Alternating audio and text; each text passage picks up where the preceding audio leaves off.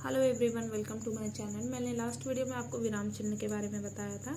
मैंने इससे related video में 2 विराम चिन्हों के बारे में बताया था, जो है हमारा पूर्ण विराम और प्रश्न सूचक चिन्ह। तो ये 2 तरह के जो चिन्ह है विराम चिन्ह, वो मैंने डिस्कस किए थे। आज हम जानेंगे विस्मय आदि बोधक चिन्हों के बारे में। ये क्या होते हैं, कहाँ यूज होते हैं। तो मैं पहले इनकी परिभाषा डिस्कस करती हूँ। हर्ष, दुख, घृणा, शोक, आश्चर्य या विस्मय आदि भावों को व्यक्त करने के लिए हमारा जो है इसका प्रयोग वाक्य के अंत में किया जाता है। मतलब हम बात करेंगे अगर विस्मय आदि बोधक चिन्ह की, तो ये किसी भी तरह के इमोशंस को एक्सप्रेस करने के लिए वाक्य के अंत में प्रयोग किए जाते हैं।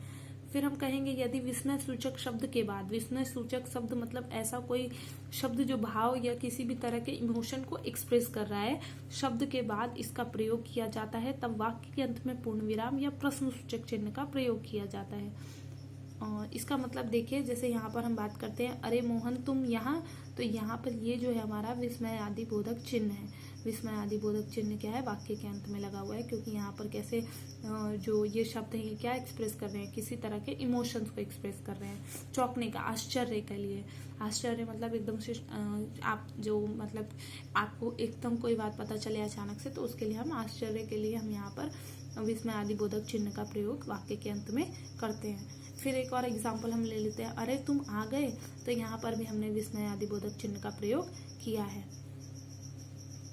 यहाँ पर एक क्वेश्चन मार्क है, यहाँ पर क्वेश्चन मार्क है।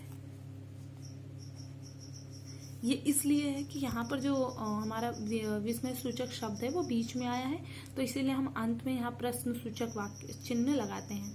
फिर हम बात करेंगे आपकी यात्रा सफल हो, तो ये हमारा शुभकामना है। इस शुभकामना में हम विस्मय आदि बोधक, एक तरह की हमारी फीलिंग्स है, इमोशंस है, तो इसमें हमने अंत में यहाँ पर एक विस्मय आदि बोधक चिन्ह लगाया है।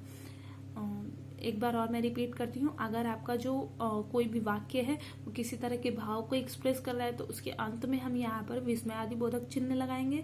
और अगर हमारा जो विस्मय सूचक शब्द है वो विस्मय सूचक शब्द के बाद हमारा जो पूर्ण विराम है या किसी तरह का चिन्ह आ रहा है, तो हम जो विस्मय बोधक चिन्ह है उसका प्रयोग करेंगे यहाँ पर।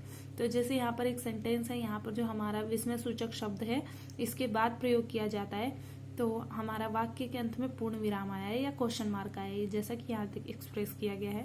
फिर उसके बाद है आपकी यात्रा सफल होते हैं, यहाँ पर भी जो विस्मय आदि बोधक चिन्ह है वो लास्ट में लगाया गया है, क्योंकि यहाँ पर एक तरह का शुभकामना जो होती है वो एक तरीके की इमोशंस है, फीलिंग्स है।